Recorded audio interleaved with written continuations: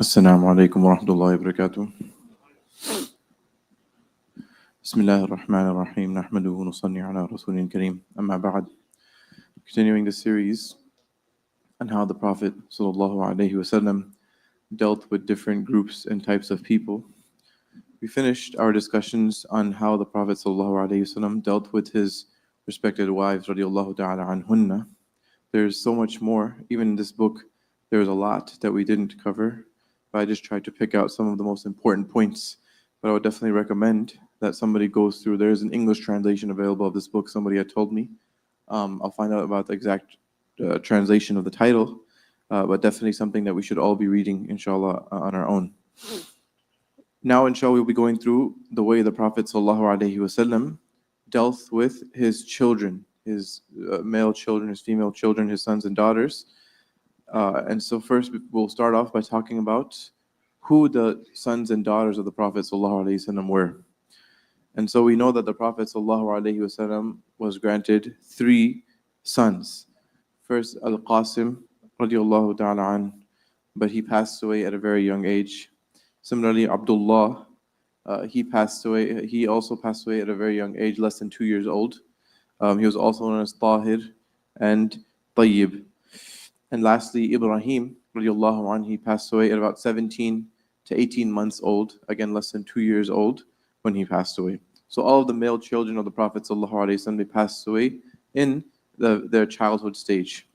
And this was obviously a test for Rasulullah ﷺ. It is also a means of consolement for those who are not blessed with children or not blessed with maybe male children, that they have an example in Rasulullah ﷺ, the best person ever to step foot on the face of the earth. You know, his children passed away. So it doesn't lower the value of any person that maybe they don't have children or that their children pass away, etc. And so the Prophet ﷺ lost all 3 of his sons at a young age, and this is something that Quraysh actually took as a means of, basically making fun of the Prophet ﷺ and putting him down and saying that, oh, your legacy you're cut off, right? You don't have any, your bloodline is not going to continue after you pass away. And so this is why Surah Al-Kawthar was even revealed. I would encourage to read the tafsir of Surah Al-Kawthar. In this surah, Allah subhanahu wa ta'ala talks about what He has blessed, the amazing and great blessings that Allah subhanahu wa ta'ala has blessed the Prophet ﷺ with, and how he is truly not the one who is cut off. Rather, the ones who are claiming he is cut off, they are the ones who are cut off. As for the daughters of the Prophet ﷺ, they are Zainab, Ruqayya, Kulthum, and Fatima radiallahu ta'ala anhunna. And all of them, they lived much longer. However, even then, every single one of them, they died within the lifetime of the Prophet ﷺ, except for Fatima radiallahu anha, who passed away a mere 6 months after the Prophet ﷺ passed away. And so Zainab was the first, then Ruqayya was the second, then Kulthum. Then Fatima radiallahu anha was the smallest, the youngest daughter of the Prophet ﷺ, and she was also the most beloved of the Prophet ﷺ. And we hear many different ahadith about how the Prophet ﷺ dealt with her, and we will be talking about some of these in the next sessions, insha'Allah ta'ala. And so we see that the first thing that the Prophet ﷺ, when he dealt with his children, was that he chose a good name for them. And this mentioned in some ahadith that this is one of the rights that a child has over their parents. We usually think of, okay, what are my rights on the child? But we don't realize that the child also has rights upon us. And one of the important rights that the child has is to choose a good name. Unfortunately, there's a trend nowadays that people just want to have a different name, right? They want to, everybody's named Fatima, everybody's named Muhammad, everybody's named Abdullah. And I want something different. So then they just maybe pick up a mushaf of the Quran, they blindly choose a random page, put their finger somewhere, okay, I'm going to choose this name. And sometimes the name makes absolutely no sense in Arabic. This is something which is wrong, right? We should not do this. Sometimes it even means something bad or something wrong. So this is not something we should do. We should consult with those who know Arabic, those who are ulama, right? And unfortunately, it's very common. People just Google things. They go by the translation, and many times I'm like, where'd you learn this name from? And they said, oh, we just found it on Google. And the translation says one thing, but I know that in Arabic, first of all, that word doesn't even exist in Arabic. And if it does exist, then it means something that's different than what this person is claiming it means. So it's important for us that we choose a good name for the child, because inevitably the name has an effect on the person themselves. This is what ulama have mentioned.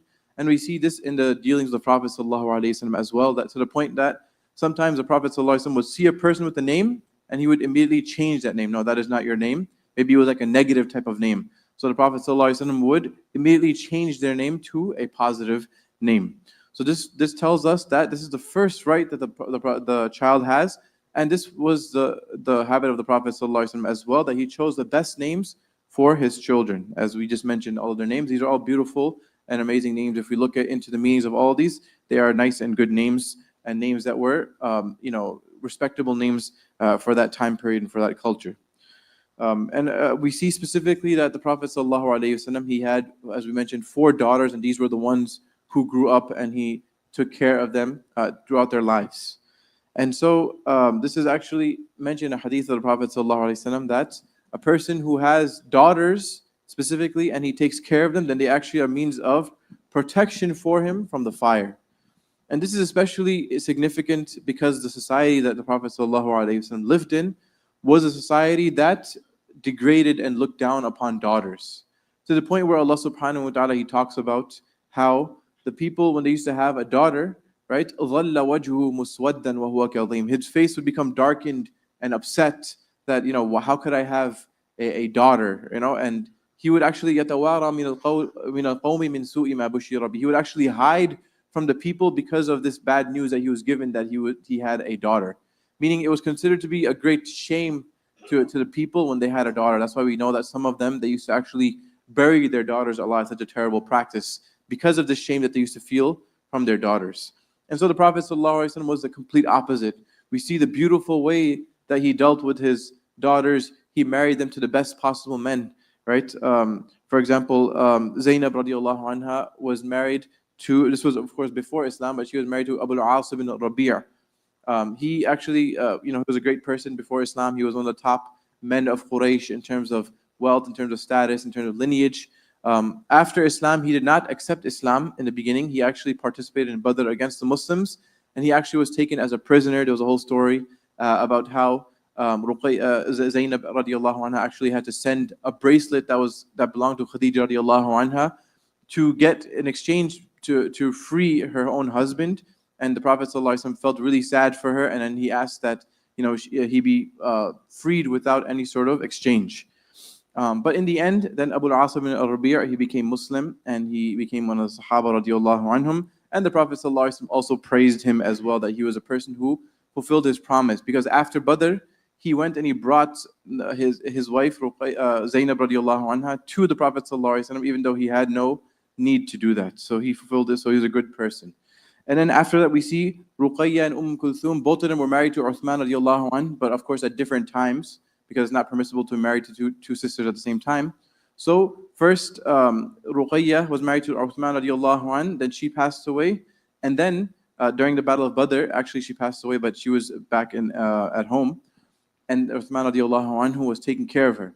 And then after that, the Prophet ﷺ married him to his other daughter, Kulthum, which is a great fadila and honor for Uthman radiallahu anhu, that he was married to 2 daughters of the Prophet ﷺ.